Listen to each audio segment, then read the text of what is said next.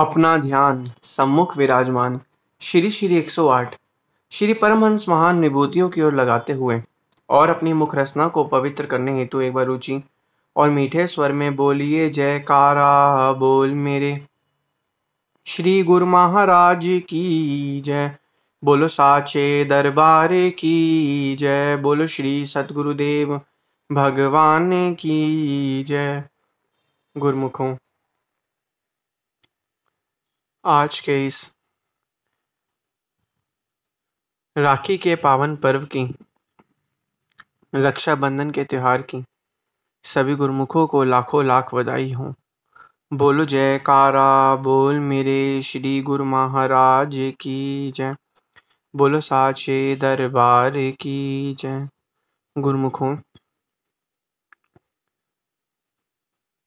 राखी का जो पावन पर्व है, रक्षाबंधन का जो त्योहार है, यह किस चीज का प्रतीक है?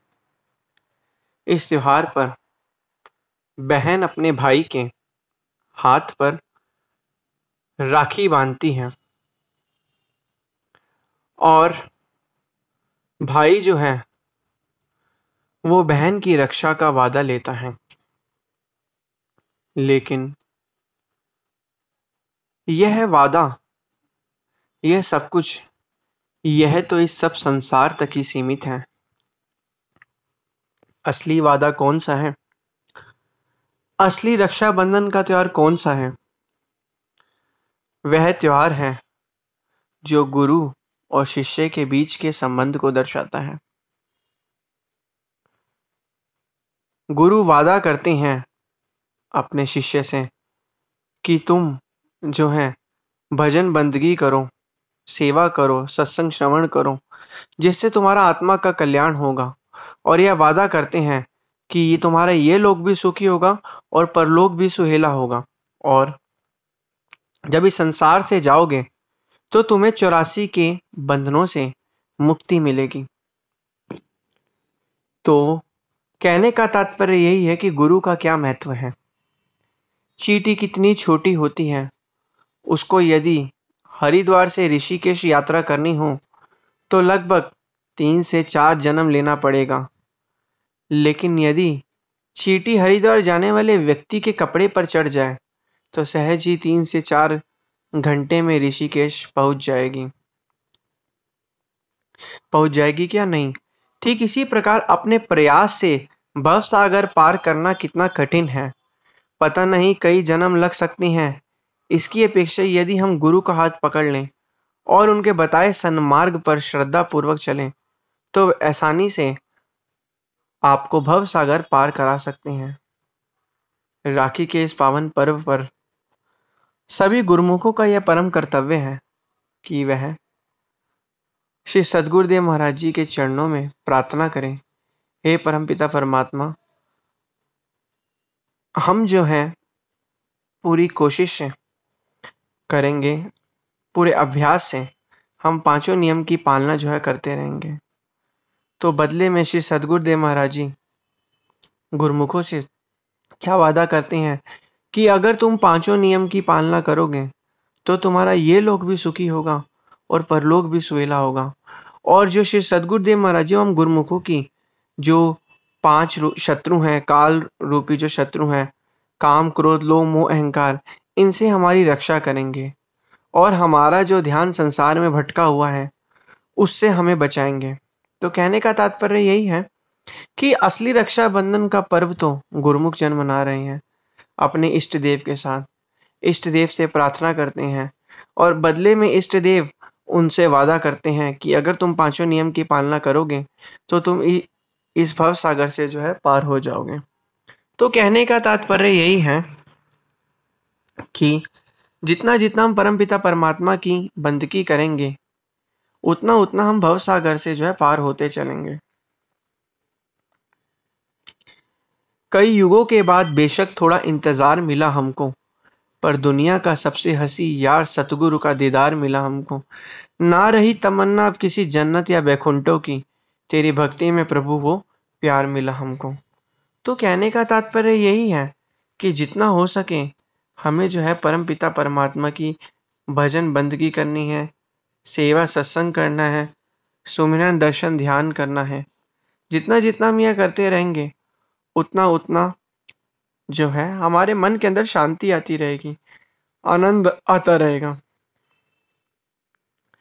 कहते हैं भजन ध्यान वह सर्वोत्तम मोबाइल यंत्र है जिसे आप कहीं भी कभी भी बिना किसी बाधा के उपयोग कर सकते हैं। लेकिन क्या इस मोबाइल यंत्र का, भजन अभ्यास रूपी मोबाइल यंत्र का सभी प्रयोग करते हैं? ध्यान से अनुभव किया जाए तो नहीं। ऐसा क्यों?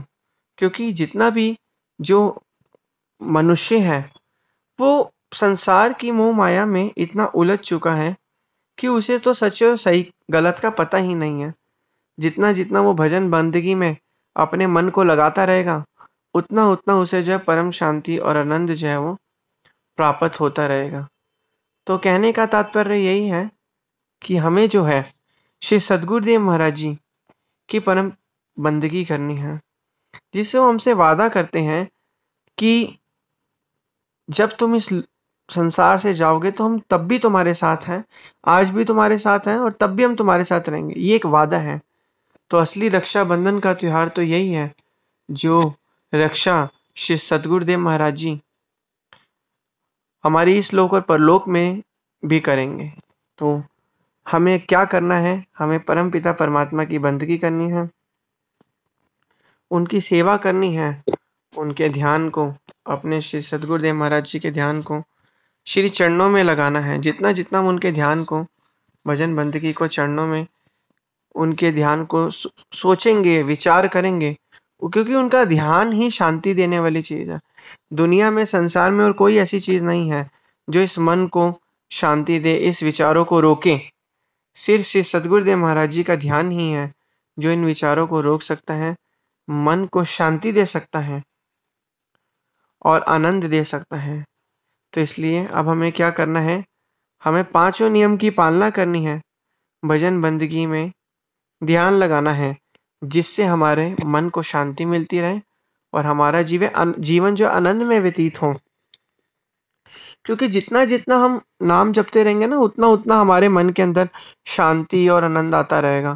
क्योंकि हर एक चीज को हम कंट्रोल कर सकते हैं, अपने शरीर के हर एक हिस्से को, लेकिन विचारों को कंट्रोल करने के लिए सिर्फ भजन अभ्यास और बंदगी है। इसी से ही हम जो मन, जो विचारों का समूह है उसे जो है कंट्रोल कर सकते हैं, उसे जो है अपने नियंत्रण में कर सकते हैं।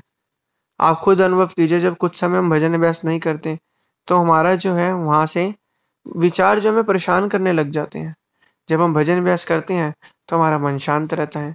तो कहने का तात्पर्य यही है, हमें परम पिता परमात्मा की बंदगी करनी है।